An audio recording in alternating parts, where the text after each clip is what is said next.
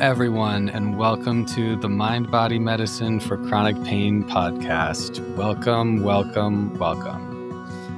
Season 3, episode 2, and it's just us today, just me and you talking, and we are here to talk about attachment versus authenticity and chronic pain, which, of course, is maybe some of you know this, maybe some of you don't. This is something that comes from the work of Dr. Gabor Maté. So we are going to get into all of that today.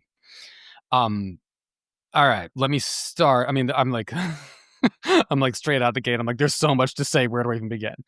Focus, focus, focus. Let me start by reviewing the basics. We are checking back in again, the beginning of a new season. And we're going to, I just once again want to read to you my promise to the listeners of this podcast, which has been the same from the beginning. And we're now on season 3 and I have not changed it. I have this written down from the beginning and it is still the same. My promise to you is I will share clear and correct information about healing chronic pain from my personal experience and my professional knowledge so that you have the education you need to heal. And even more importantly, to provide you with the company of someone else walking this path so you don't have to do it alone. Here we are. If that is interesting to you, stay tuned because that is what we are here to do. If you're stuck in your healing and you need to take this work deeper, I would be happy to meet you. I, of course, offer weekly individual therapy, and I would be happy to be your therapist. I am a chronic pain therapist. I'm trained in PRT, which stands for pain reprocessing therapy. That's the best evidence-based treatment for chronic pain. You can check the literature, the Boulder back pain study in JAMA Psychiatry. PRT is the way to go. Pain reprocessing therapy is one part of what I offer. I also work with clients around the emotional side of chronic pain, and I work with clients around like tuning into your true, authentic self, which most of us in chronic pain, most of us have had to give a little, if not a lot of that up. So I will help you with those 3 things: tuning into yourself, tuning into your emotions, and letting your body feel safe. That's pain reprocessing therapy. Okay, so you can request a consultation with me through my website. That's mindbodymedicineforchronicpain.com or SeanHershey.com. Both will take you there. If you're enjoying the podcast, please share it with someone who could use it. That would be great. They may reject you. That would be normal. You may change their life. That would also be normal. Both are possible. Please follow the podcast, rate the podcast, write a written review for the podcast. All of that would be much appreciated. And you can join the conversation. In the show notes, this is new this season, there's a link to ask a question on the podcast. If you go to the show notes and scroll down, just click that. And I will see all the responses. I'm going to choose a few to address on the podcast. So please, if you have any questions or anything at all, anything you'd like to hear covered on this podcast, write to me right there. Link is in the show notes. Just go and click ask a question on the podcast. Okay. Today's topic: attachment versus authenticity. This is something Dr. Gabor Maté writes about, speaks about, teaches about. It's super helpful to understand this when it comes to chronic pain recovery, when it comes to understanding the fullness of your trauma, which is an important part of chronic pain recovery, and when it comes to learning to attune to your authentic self, also an important part of chronic pain recovery. Many people know who Dr. Gabor Maté is, but if you don't, he is a physician in Canada, and he's an expert on addiction, childhood development, and trauma. Dr. Gabor Maté was born in Hungary in 1944 into a Jewish family, and his grandparents died in Auschwitz before he was a year old. His father was detained in a forced labor camp for the first year and a half of Gabor's life. And I mean, so as you can obviously tell just by these basic facts, his family was scarred by the Holocaust, and he suffered profound early trauma in his personal life and in his family. And Dr. Gabor Maté went on to understand, both through his own story and through his work helping others as a physician, the core wounds that trauma inflicts on the mind and on the body in terms of disease. He's written several well known books, including In the Realm of Hungry Ghosts, Close Encounters with Addiction. Also, The Myth of Normal, a great book, The Myth of Normal, Trauma, Illness, and Healing in a Toxic Culture, and When the Body Says No, The Cost of Hidden Stress. And the reason that I have a little list of like, here's some things that I want to address on the podcast. And this is one of them that was on there was, Dr. Gabor Mate's work on attachment versus authenticity. And I was like, I'll get to it. But the reason I'm doing this, recording this one now, as some of you know, if you're a loyal podcast listener, you heard that I said this a couple weeks ago. I saw Gabor Mate on the street in my neighborhood in Brooklyn. I was like, what's happening? Gabor Mate lives in fucking Canada on the West Coast. He lives in, I believe that's correct. I think he lives and practices in Vancouver. Some of you probably know the deep cuts better than me. You can listen. You can ask me a question on the podcast. Click that link, and if I'm getting anything wrong, you just tell me. You can join the conversation that way as well. I believe he lives in Vancouver, and I live in deep Brooklyn. So I'm like, the hell am I seeing Gabor Mate for? I was literally on a bike in the evening, biking to like see some people, and there's Dr. Gabor Mate on a very busy sidewalk street, standing right in front of a Walgreens. And I screeched to a halt on my bike and was like, "Yo, for real? Like, what?" Because nobody else looks like that. I'm like, this has got to be him. And I even thought like maybe I should say something to him, but I was like, don't be stupid. Like, let him live his life. Don't like, keep your cool, Sean. Keep your cool. And I sort of did question, like, was that really him? And so I did a little internet sleuthing, and literally it was the day or maybe the day after I saw him on the street that he and his son came out with a really, honestly, very, very cool Instagram live. The two of them were together talking about, they're both Jewish, and they were talking about Palestinian solidarity activism, and both of them are very active in the Palestinian solidarity movement. And so not only was I like, yeah, great, this is a conversation that people are dying and being killed. Like, this is a conversation that must be happening. So I'm watching the conversation, and I'm like, I see what's going on. The two of them are together on this live. Let me do a little research into Daniel Mate, Gabor Mate's son. Lo and behold, he is a musician who lives in New York City. I was like, there we go. I knew it. Gabor Mate is visiting his son, who must live not too far from me. And they were on the Instagram live, doing the conversation together. And I truly did see him. So it wasn't a fluke. It was real. And I'm like, that is a magical little sign to see a world-renowned trauma specialist and doctor just like walking down the street a couple blocks from my fucking house. I was like, okay. So we're talking about this. There might be a reason that this needs to be discussed now. Maybe that reason is you. Maybe you are the person who needs to hear this message. Maybe that reason is me. Maybe I'm the person who needs to hear this message. Whatever it is, we're rolling with it. Someone needs to hear this message, and someone might need to hear it now. So we are going to talk about it now. Okay.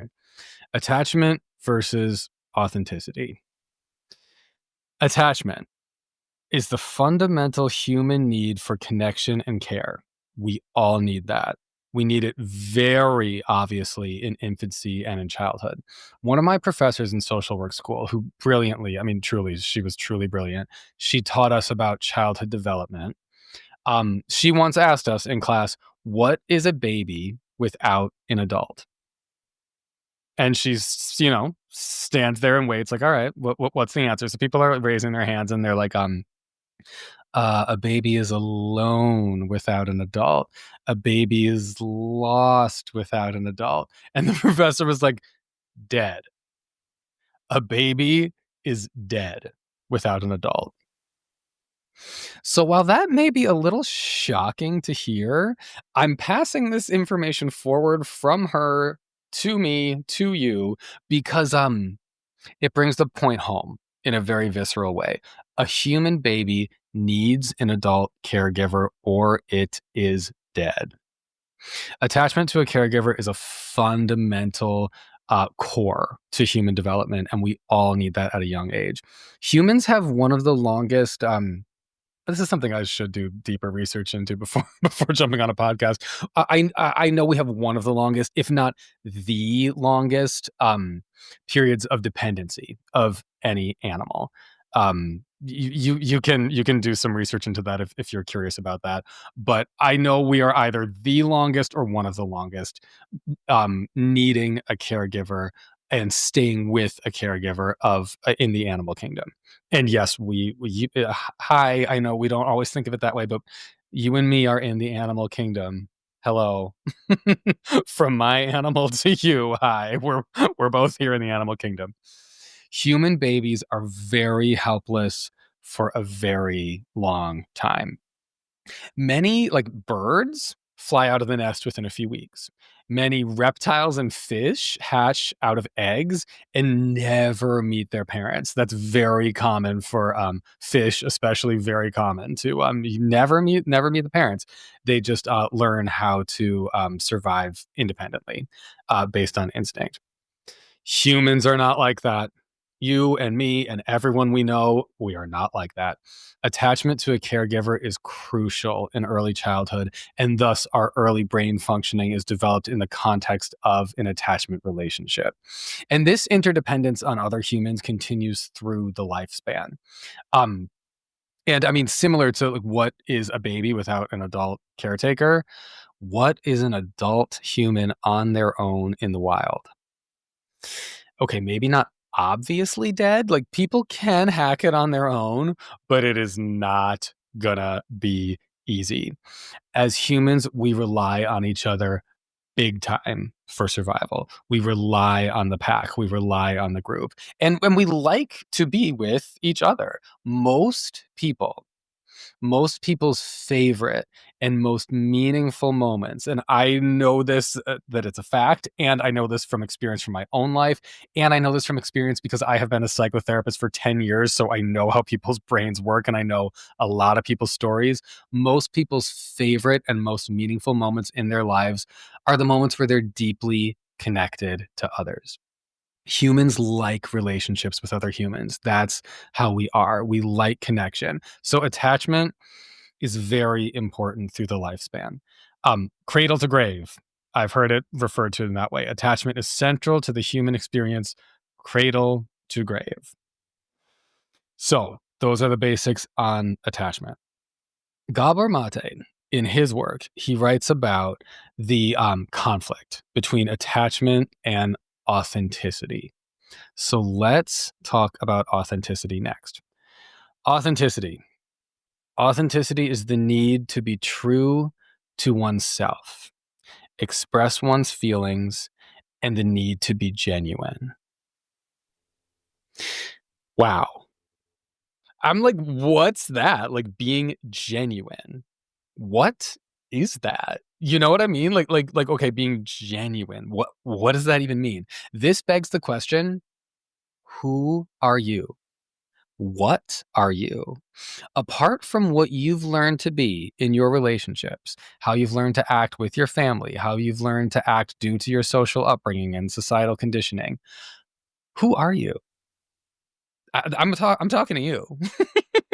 You listening to the podcast. I hope you're listening with yourself in mind, your true self. What is being genuine? Who are you? I hope you're asking yourself that question as you're listening to my voice, because this is going to be helpful to you. And engaging with this dichotomy, this attachment versus authenticity, dichotomy is going to be an important part of understanding your true self, which is an important part, of course, of healing chronic pain. This attachment versus authenticity premise gives us the language to understand that we, you and me, and everybody listening and everybody you know, we are more than what our parents and our society teach us to be. All of us, we have something inside us that is not really within our control. And we are that something. We are that someone. Without trying or without working at it, we are something and we are someone. So here's a definition of authenticity. Authenticity, the capacity to be true to oneself, to know and express one's gut feelings, emotions, and inner self. I'm going to read that again. The capacity to be true to oneself, to know and express one's gut feelings, emotions, and inner self. Yeah. That sounds like someone who's done a lot of good TMS healing work, right? Yeah. Or else someone who never went through the trauma of being cut off from their true nature and their true self. And humans have an inherent need to be connected to our own bodies, our own feelings, and our own sense of self. Take that in for a minute. You and me, we have an inherent need to be connected to our own body, our own feelings, and our own sense of self. So we all need attachment. That's a core part of human life. We all need attachment, cradle to grave, and we all need authenticity. And here's the thing, folks. I do not think I need to tell you, but listen, those needs many times come into conflict. Yes. I know you are not shocked by that because here you are. You already know this. The need for attachment to others and the need for authenticity to the self, those two needs come into conflict. So I'm going to outline the classic example, and then, but as I'm talking about this, I am encouraging you to think about you. How has this attachment versus authenticity conflict impacted your life, and how is it still impacting your life currently to this day? Because my guess is it probably is. It is for me. You are not alone. If it has impacted you and is impacting you currently, I'm with you. I'm on your team. Okay, so here's like a classic example. The classic childhood dilemma. A child may experience a situation where their authentic self is perceived as a threat to their caregiver's love or acceptance. The adaptive response to that, the normal and adaptive response in these instances, the child's need for attachment takes precedence. That need in childhood, that slips to number one. And they unconsciously suppress their authentic feelings. The need for authenticity slips down to number two. And the authentic feelings of the child will be suppressed, often unconsciously, in order to maintain connection with the caregiver and to maintain attachment to the caregiver and to the community. The long-term impact of this kind of early dynamic can become a lifelong pattern with people prioritizing external validation and attachment over internal truth. For me, this honestly happened so profoundly that even right now, as I am seeing this, and this literally comes from a summary of the myth of normal, even as I'm seeing this right now, the idea of like, I'm looking at these words, looking at this, prioritizing external validation and attachment over internal truth. Right now, as I see that phrase, or those two words, internal truth, I'm still kind of shocked that someone else would acknowledge that it's okay and legit for me to have an internal truth, a truth that is mine, that other people don't know and can't be right about because only I know it and only I can be right about it. Wow. And maybe some of you feel that way too. You are allowed to have an internal truth. And yes, that is normal to have an internal truth. And it might be different from what other people would want and what other people would want you to think and what other people would want you to feel. Your internal truth might be different from that. It really fucking might. So, okay. According to Gabor Maté, the consequences of sacrificing authenticity. 1, mental and physical health. Disconnection from one's true self leads to stress, anxiety, depression, and physical ailments. Yeah. Think TMS and neuroplastic pain. That's definitely on the list of physical ailments that result from sacrificing authenticity and repressing the self. Gabor Mate is not a TMS physician or like a neuroplasticity based physician, but he speaks the language without speaking the language. And I find that really nice and comforting to know that, like, this, because it's so normal for the brain to experience so much doubt when it comes to TMS and neuroplastic conditions. Isn't it comforting to know, like, the same basic information is coming from someone who doesn't even write using the language of TMS and neuroplasticity, and yet he understands the body and he understands trauma, so he's saying a different version of the same basic thing that we're always talking about here. And isn't that comforting? Okay, so consequences of sacrificing authenticity. 1, mental and physical health. Huge, huge, huge. That is literally what we're here to talk about. That's what the whole podcast is about, is healing from chronic pain. That's the biggest thing that we're here for. That's number 1. Number 2, a consequence of sacrificing authenticity. Unfulfilling relationships. Dude, right? Fucking, ugh, Lord. God save us all. People may engage in relationships that feel familiar and thus they feel safe, but these relationships continue to stifle the true self, leading to a lack of true depth in the connection. You can't feel seen and known and loved for who you are if you don't feel safe sharing who you are. You can't feel seen and known and loved for who you are if you're not even comfortable like uh, getting connected to who you really are. You're not even comfortable expressing or even knowing who you really are. You can't feel seen, known, and loved for who you are if you can't share that.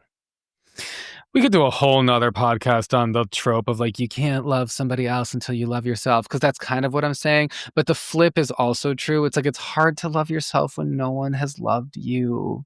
So forgive yourself, if you're in this camp of having unfulfilling relationships because, like, it's hard to express your true self.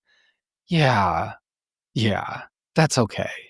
That is totally okay. Forgive yourself for it being hard to express your true self, because you come by it honestly. There's a reason that it's hard for you to express your true self, and that reason is probably some kind of interpersonal trauma.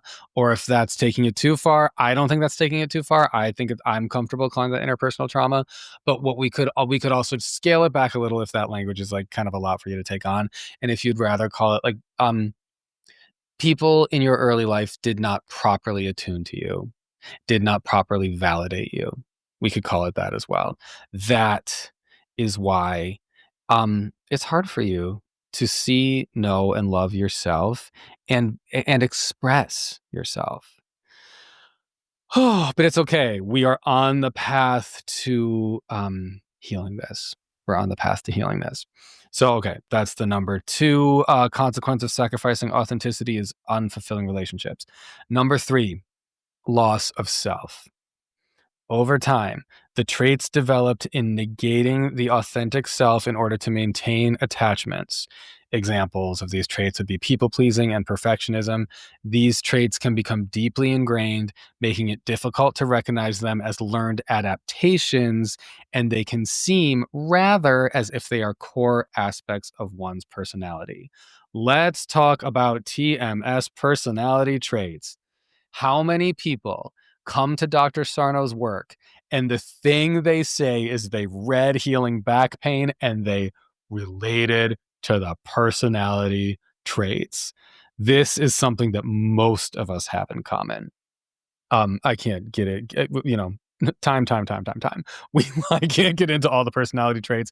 If you're curious, you can Google Dr. Sarno TMS personality traits. Most of you listening probably already know the list. If you don't, take a look, because if you're relating to this so far, you're probably going to relate to these personality traits. Lord knows I do, friends. Lord knows I do. Let's take this one level deeper. Most of these personality traits aren't even necessarily personality traits. They're learned responses to interpersonal trauma.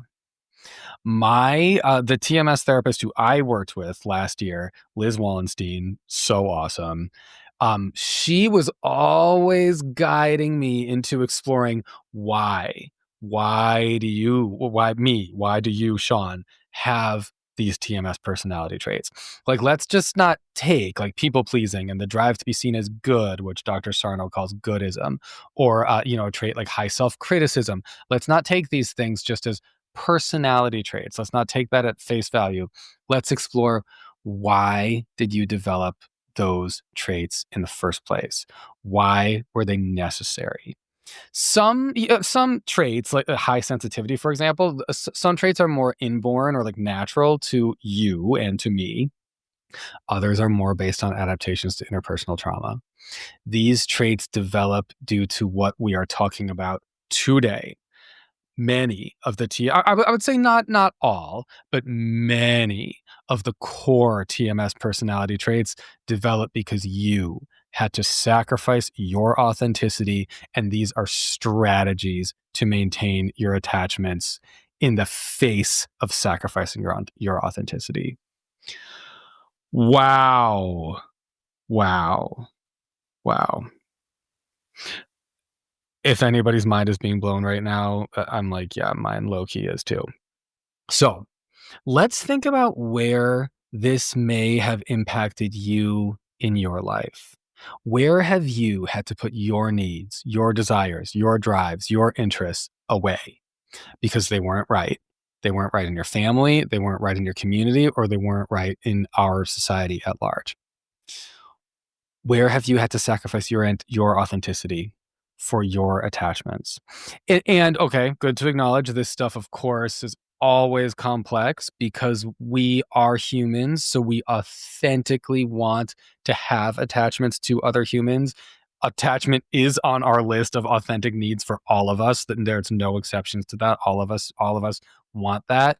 And and we also each have a unique energy that we really bring into this world. My energy is different than yours, and your energy is different than mine. And that's obvious, right? I mean, you meet any person, and like every person's energy and personality and true core is a little bit different.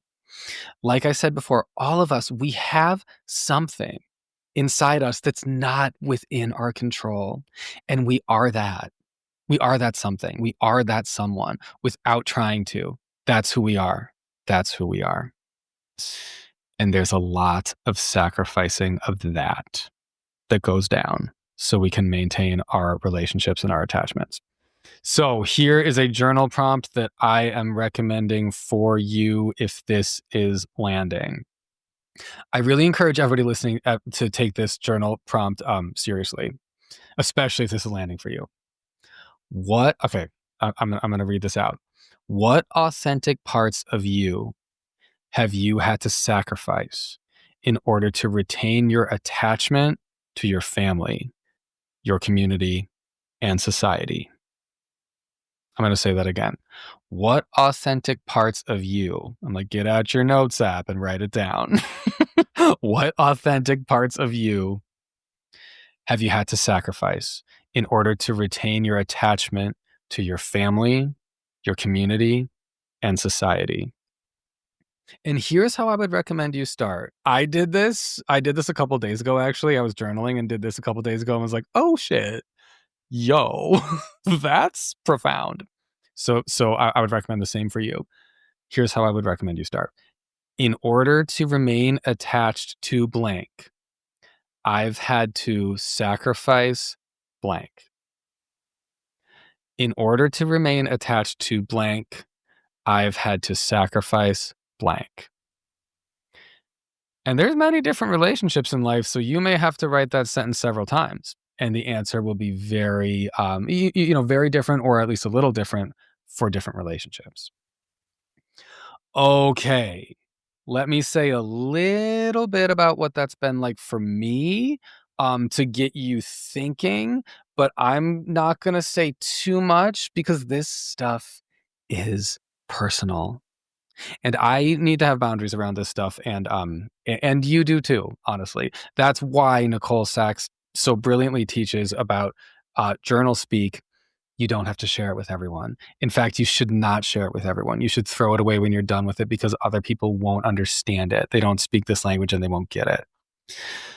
But okay, I'm gonna share a little bit about me, so to get you thinking and so sort of prompt your brain because the important thing is for you to be thinking about you. All right. So what I'll say about this is it dawns on me deeper and deeper every time I think about it. It dawns on me how badly homophobia has fucked up my life. Man, homophobia has seriously fucked up my life. If I were allowed to be anything as a kid, I probably would have wanted to be something like a dancer or a performer of some sort. But something like being a dancer would have been so obviously girly. Duh. And in my childhood, I was always outcasted for being too girly. So in order to like try and maintain some level of attachment to my classmates and friends at St. Mark's School, I wouldn't have ever allowed myself to do something that was like that obviously girly. Never, never, never.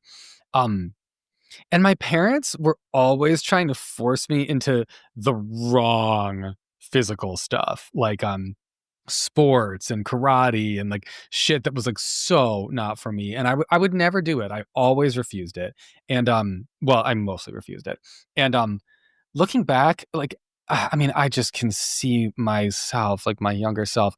I was such an anxious, frozen, deer in the headlights kid. I mean, my body was so tight and so frozen up. Like, I wish I had done more physical stuff as a child. Like, I wish a child and like sort of a young adolescent.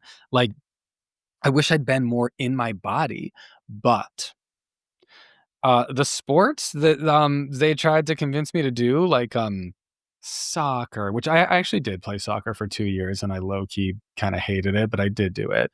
And basketball was another one that I never did. I never did basketball despite enormous pressure. Enormous. It was I look back at that, I'm like, "What the literal fuck?"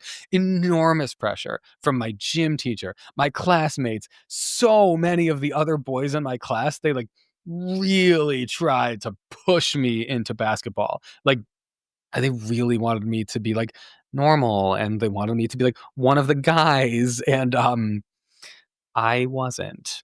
I really wasn't. And so, it's actually interesting. Soccer was co-ed the second year I did it, and I just had such a better time that year. Uh, life sucks, yo. Being gay is crazy.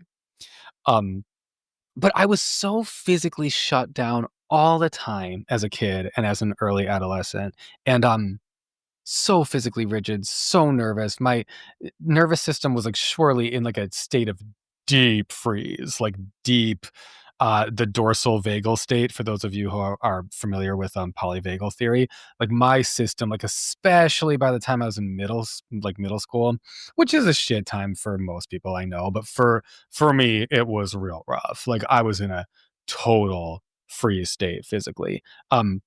And so by that point, I literally didn't feel like I could physically do any kind of sport. Like if I had said yes to being on the basketball team and, all the boys in my class were like, "Yay, we got Sean on the basketball team."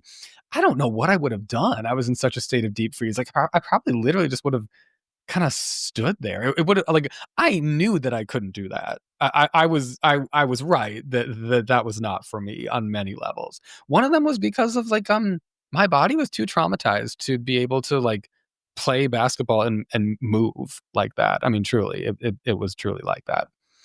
Um, Still to this day, doing some kind of sport where I would be like around like straight men, like competing with each other and being like aggressive, like no, that still to this day is not my vibe. And I do want to say, like, for some of you listening, tune into yourself as I'm sharing about me. Always tune into yourself as I'm sharing about me. The stuff I might be talking about might be exactly your vibe. And if so, great. Live your life, not someone else's. That's the whole point of this podcast episode. Live your life, your authenticity, not someone else's. Um, but I wish my parents had been attuned enough to see this situation that was going on and the activities that they were trying to like forcibly push me into and that I was always refusing. I wish my parents had been attuned enough to see like um this is obviously not right. And I wish they had thought of something that maybe would actually work for me. For me, like not for like who they sort of wanted me to be or like the what kind of kid would be easy to have or a normal kid, but for me, what would little Sean need? Um, but in this way, they did not think like that. Um, or if my parents had seen like how shut down and physically frozen I was all the time and thought like something is not right with this super anxious and rigid kid and like clearly something needs to change, but again, my parents didn't they did not tune into that. So at that time, my true self was in deep, deep, deep hiding in order to attempt to get along with the people around me. Like I was, without even consciously trying, I was really repressing a lot of myself. And I mean, I look back at childhood memories and even like, seeing like childhood pictures, especially like sort of early adolescent pictures, I look so tense and so awkward. And I'm like, no one tuned into the fact that like this was not okay. That's fucked up. And despite all the attempts to like, force me to do basketball or this or that or whatever, no one addressed the real underlying issue of like where the deep anxiety was coming from because I mean the real issue was like the life that I was being forced to live was not right for me. Not right for me. And of course, like my family was great in many ways. This was not one of the ways in which they were great, but they were great in many ways. And this podcast is not the place to detail like all the positive stuff because time is a ticking and we're not trying to make these episodes super fucking long, even though they always turn out longer than I think they will. But time, and we're here to talk about the traumatic stuff and the stuff that must be acknowledged in order for me to find my authentic self and in order for you to find your authentic self, because pieces of ourselves got lost somewhere and now is the time to find them. And that is why it's important to acknowledge the ways you ended up sacrificing yourself in order to get along with the people that you were and are attached to, both family and community. I mean, you see that in the example I'm giving, how there's both family and community. So you can find your authenticity now, and you can better understand what's authentically you now and what's a sacrifice and what's not really you now. So I want to ask you, what did you sacrifice? And I'm asking myself, what did I sacrifice? And honestly, I mean, honestly, I don't know the extent of it. I truly don't know. That's one of the hard things about this and the grief that goes along with this for me, and the same probably goes for you. Um, you don't know. exactly what your life could have been.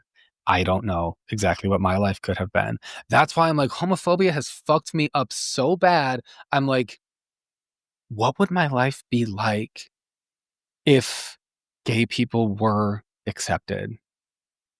From start to finish, the whole way through, all the time. Because I live a life where like I am accepted in the world I live in now, and like that's pretty much cool. That's not how I grew up.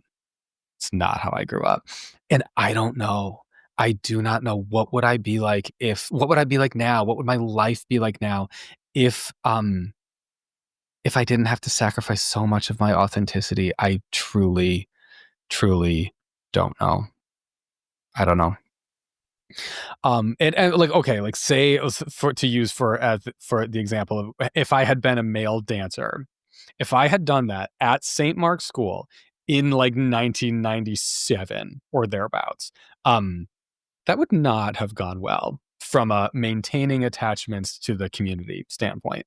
Not at all. And all the gay shit I was into, all the authenticity, like princesses and Disney and whatever the fuck, like like I am at a point now where I don't even know what my life would have been like if I were allowed to express my true self and have my true self validated and celebrated. No idea. No idea. Oh, so this is why journaling is and therapy and emotional exploration as an adult is so powerful for healing. If you're relating to what I'm saying, where you're like, yeah, if I didn't have to sacrifice so much, who would I even be? Even if you're just relating to, like, yeah, I have had to sacrifice a lot, or even just I have had to sacrifice stuff in order to maintain my attachments in my life. If you're relating to that, as Nicole Sachs would say, take it to your journal speak. Who would I be if I were allowed to authentically be myself? And honestly, that brings up the grief. Like it makes me really sad to think about how many years I have been lost. Oh, and this opening leads up to the great avenue of eventual better alignment with the true self and the release of old stored emotion. Because something to acknowledge as I work this path and I walk up this avenue, something to acknowledge that has come up for me is my life definitely could have been a lot worse. Like, I'm not in a bad place in my life right now. Life is pretty good. But when you allow yourself to feel what could have been, you also get to mourn what could have been.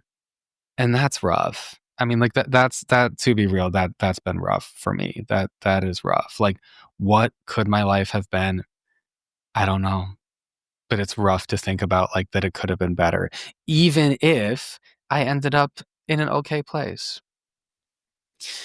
And of course, like, I know, no one is validated all the time and has every single desire met. That is life. Duh, I know. But chronic pain happens for those of us who were like pretty invalidated, those of us who really had to sacrifice our authenticity in order to maintain our attachments in this world. Chronic pain happened for you and me. Most likely this is a big part of why. Oh yeah. So for you, it's not the same reasons as it was for me. What your attachments required was different than what mine did.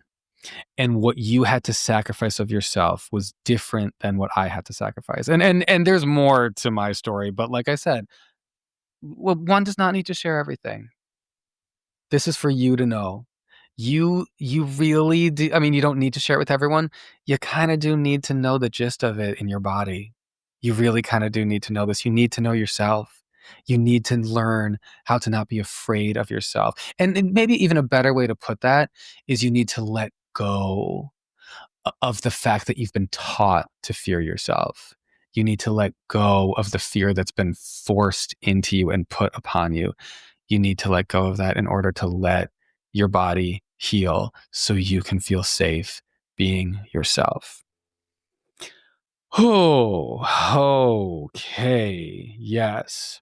And as you do this work, then you can begin to face the emotions in the morning of the past that never was. And then you can begin to see, like, you know, maybe your current life is like mine in many ways good. And even if maybe it could have been a lot better, maybe your life isn't that bad after all.